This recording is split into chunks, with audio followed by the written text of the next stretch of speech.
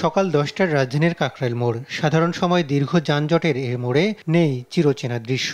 সিগন্যালও সহজেই পার হচ্ছে সব ধরনের যানবাহন। অনেকেই বের হচ্ছেন পুরো পরিবার নিয়ে। ছুটির এ সময়টা উপভোগ করছেন রাজধানীবাসী। রাস্তায় ট্রাফিক পুলিশ থাকলেও খুব বেশি বেগ পেতে হচ্ছে না তাদের। ফাঁকা রাজধানীতে খুব কম সময়ে গন্তব্য যেতে পারায় খুশি সাধারণ মানুষ। হ্যাঁ, গাড়ি ঘোড়াও চলছে, ক্যাব পাইছি ভালোই, তাহলে আজকে ক্যাব নাই, এইভাবেই চলতেছে। রাস্তাও ফাঁকা, মনে করেন যাত্রীও নেই, আজকে মনে জমা ওঠে যেতাম।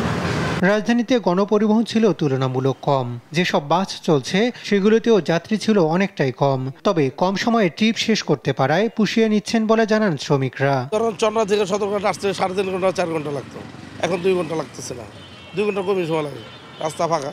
আর আগে জাকার যাওয়ার জন্য 10টা বেশি, যার মনে চালে দেয় না চালে না 10টা বেশি। আগে আসতাম 3 ঘন্টা, এখন আসতেছি 20 মিনিট। তবে অধিকাংশ রাস্তা ফাঁকা থাকায় গাড়ির গতি ছিল অনেক বেশি। দুর্ঘটনা এড়াতে গতি নিয়ন্ত্রণের আহ্বান ট্রাফিক বিভাগের। হাসান মাহমুদ, দেশ টিভি, ঢাকা।